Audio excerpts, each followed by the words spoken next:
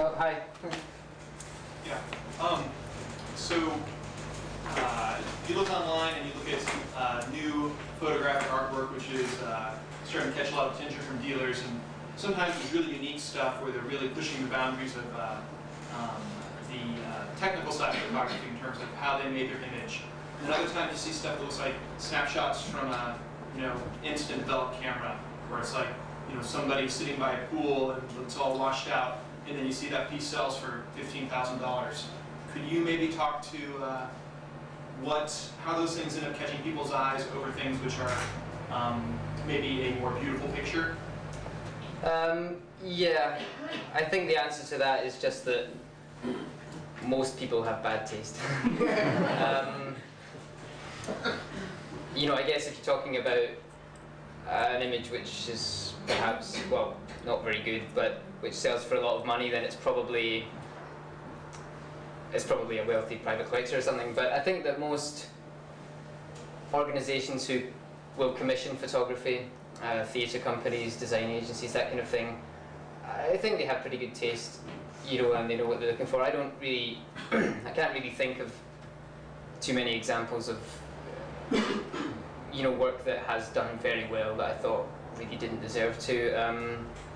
I mean, people like pictures of sunsets and flowers, and it's possible to photograph these things well and interestingly, but it's not my kind of thing anyway. So I hope that answers your question.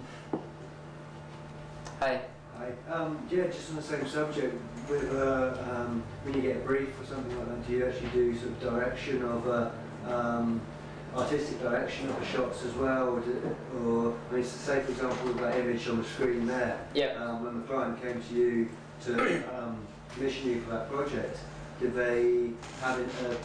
They normally come to you with a strong idea of what they want, or do they leave that sort of creative control up to you as to location and lighting and things like that? Yeah, it can vary. Sometimes the brief is quite strict, especially with corporate clients. Well, the brief might not be strict as such, but they'll say something like, don't do anything too arty. They just, when it's corporate work, they just want a photograph of what happened, so they can say this was it. For example, with theatre companies and sort of more creative organisations, they tend to, they might have an idea of what they want, but they'll sit down and have a meeting with me and see what I think about it and see if I have anything to offer. And that's the kind of work that I like to do best, because I don't really like, well, I mean, in a way free reign is nice, yeah, but and on the other hand, I don't like to be told exactly this, but so a sort of halfway point where you can engage with them and the idea is flexible is what I like to do best. Hi. See, when you're sort of thinking about your own, well, let me rephrase it. Do you think about your own photography in the context of what else is out there, and if so, what do you think it is fundamentally that separates you, or is that irrelevant? Yeah, maybe. Most of the professional photographers that I know tend to do work which is a lot more typically professional than mine, and a lot of the photographers I know whose work I think is similar to mine are probably more artists than businessmen. They tend not to make a living from their work, and I don't really know why I've managed to make a living from the kind of work I do. Then I suppose, well, I don't know, I mean, I think that the work I do and work similar to the kind of work I do is lends itself very well to a lot of industries, theatre particularly, film sets, that kind of thing. So I can only say that maybe I've just been lucky to catch the eye of the people who commission that kind of thing. Hi. When you come to do an exhibition, how do you approach that? What angle do you usually take? Only once actually set out to do an exhibition, and the other times I was approached by the places where I've exhibited and said, will you exhibit? And those places have tended to be just places where art is shown rather than a proper gallery. That was the only time I set out to do one. That was in the Ricefield Gallery, the Chinese Arts and Cultural Centre, and I emailed them saying that I'd like to exhibit there, and I have a collection of images from Hong Kong that I'd like to show. So I suppose that's the most the exhibition I've done which has been most held together by a concept or a theme. Otherwise, it's just been a case of putting, printing and framing my best work and putting it up. But how to go about it? It's I've never sought sponsorship for an exhibition, which is why I don't do them that often, because they are expensive, just for the printing and framing. But I know that that's something you could do. Yeah, so how to go about it? I mean, some galleries will ask for a fee, and then if you sell, they take a bit of commission, or some places don't take commission.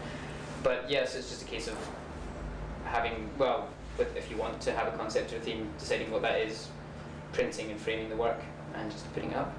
Yeah. Yeah. When people were contacting you about buying prints from Flickr, how did you determine your pricing? Actually, I don't make that many print sales in terms of actually can I buy an actual print to hang up in my house sort of thing.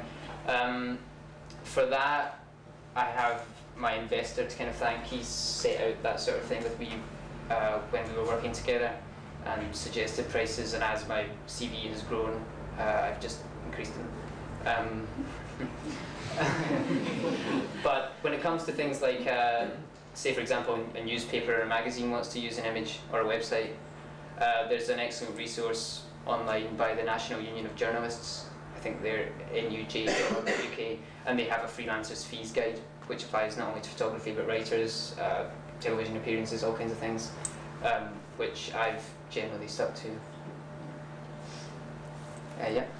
You said that the work of Wong Kar-wai and Michael Mann inspired your work. Yeah. And I was wondering, to what extent do you think that the story is important for photography? And when you're taking a photograph, do you think of the story? If you do think of the story, do you think it before you take the photograph, or do you just take the photograph and think, okay, this tells a story? Yeah. I think that, yes, being a set photographer for a film or something, it's a bit more, well, obviously different challenges, but the challenge there is to convey something of the atmosphere and story of a film in a single image.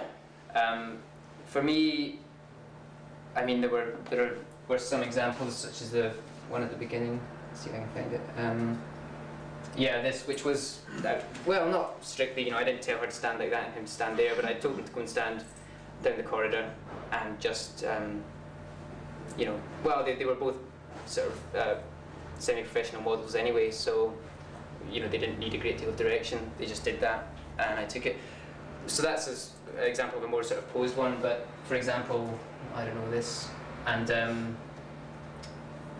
most of the other ones, this one, are not anything that I set up. I just saw it, and maybe, I don't know, the expression on someone's face or the way their face is lit up suggests a story to me, but it's very instinctive, just, there. That's when I want to take a photo and I do it, rather than think of what the story might be at that point. And even after I've taken it, I don't necessarily put a story onto the image. I think if someone looks at it and wants to do that, then that's great. But I don't really have, well, maybe I have my own, but I don't share them with everyone else and say this was the story. So.